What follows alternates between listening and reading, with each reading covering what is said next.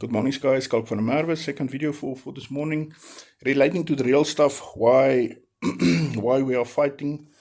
Okay, let's go back to the basics. No law in South Africa from government. It's been confirmed now over and over by Minister Pala and by government itself, even in Parliament itself. It's formal. The state, the government will not enact legislation in South Africa relating to so-called mandatory vaccination of the population. Not going to happen. I predicted it from the start. The reason I could predict it from the start with so much certainty in the whole issue is because I understand and I know how prosecutions work. I know how constitutional law works, and I know how labor law works, because those are my areas of expertise. I've always done it. Therefore, I knew that the state would never be in a position to go and enact anything, even remotely, what the Americans and the Europeans are trying to do.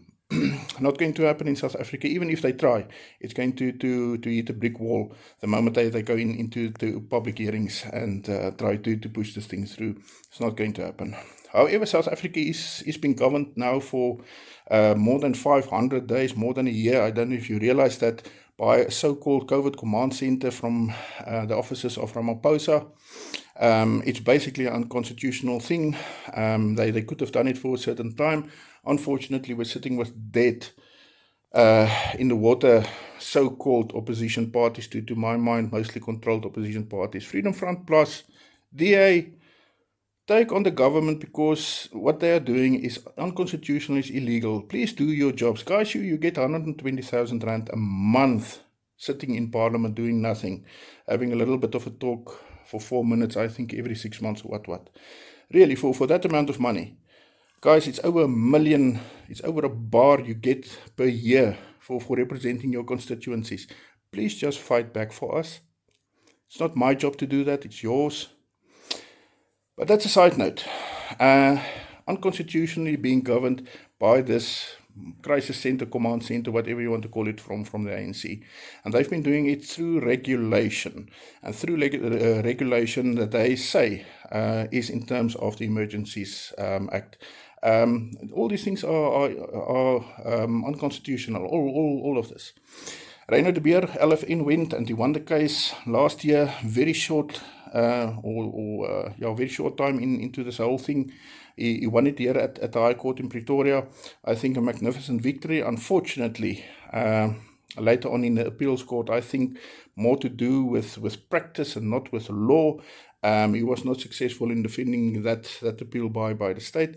But my own personal opinion is still that we are being ruled unconstitutional at this point in time, beyond Parliament.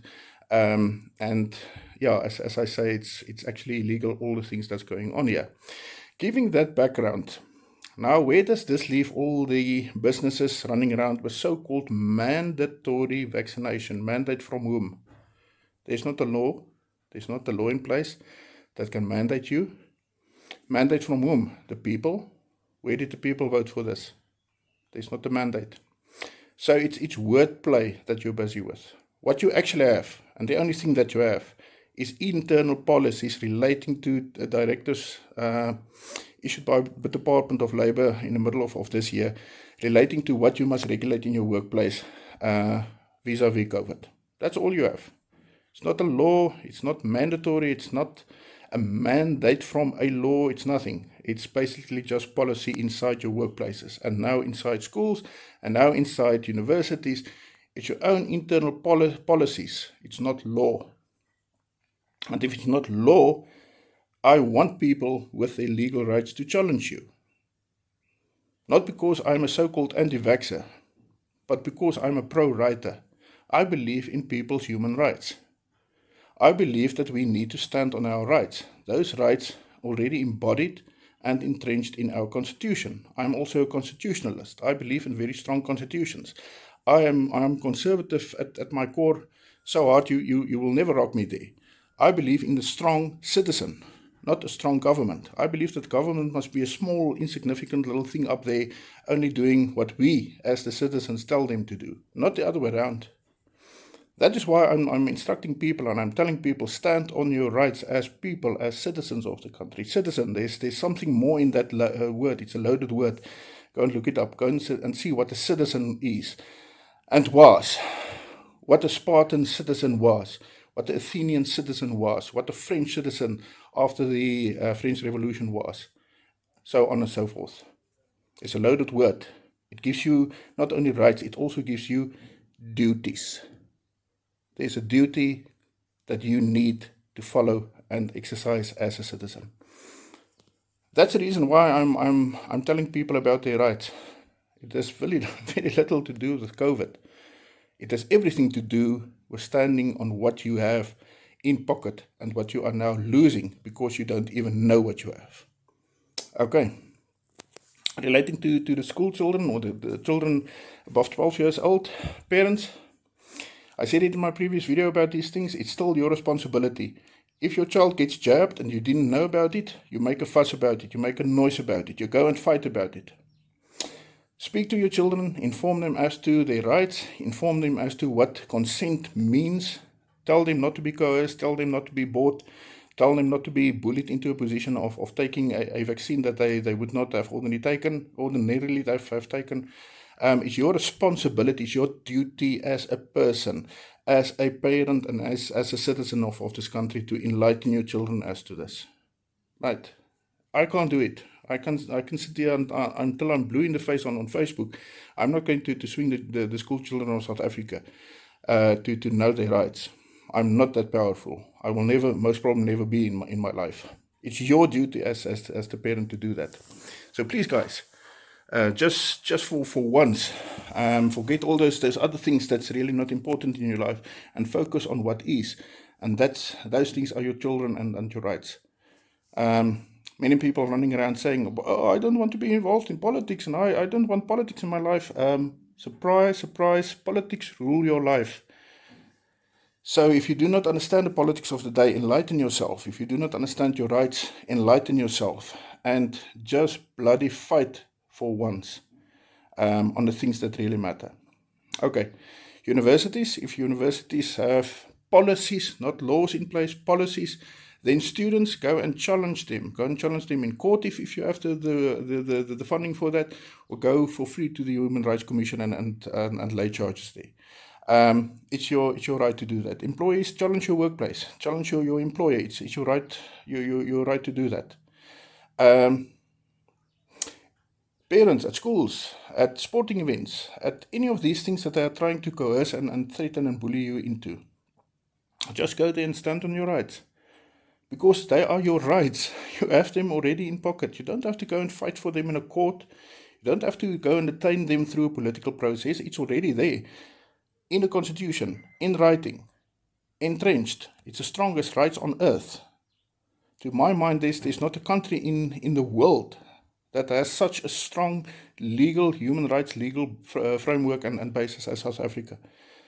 But we're the ones submitting. There's something very wrong here. And I hope you start to see those. Okay, I will give more detailed information in upcoming videos, especially relating to the issue of the children, because that is now the dire thing we need to look at. I hope you have a terribly nice day, and yeah, I will put follow-up videos here. Please, in the meantime, employees, use the PDF that I published. That thing, it seems to me, has been utilized now more than 100,000 times. I never expected it to be that widely and popularly used, but apparently it is, and it's stopping employers in their 4 tracks, not because employers are bad, but because employers are just simply misinformed by consultants who wants to make money out of them and causing havoc in their workplaces. But the moment that they see what the actual law is, most of them enlighten themselves and they simply back off. As to the big bullies, Mediclinic and Discovery and these guys, employees, your rights didn't change in the meantime. It's exactly the same as it was last week, same as last month, same as 15 years ago. Please do not be bullied into a position where you do anything that you will have problems with the rest of your life. Please don't do that. Make an informed decision. And once again, guys, this is not about taking vaccine or COVID or anything on this. That's only the context within what we find ourselves in. This is a human rights and a citizen's rights and a rights issue to me. And that is why I'm so vehemently opposed to what the government is doing. If they did it the right way, and the bad guys did it the right way, then I would have no platform to fight from. You must realize that. But now I do.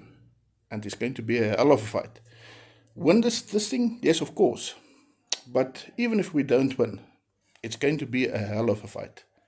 So yeah, have a very nice day, and we talk a little bit later.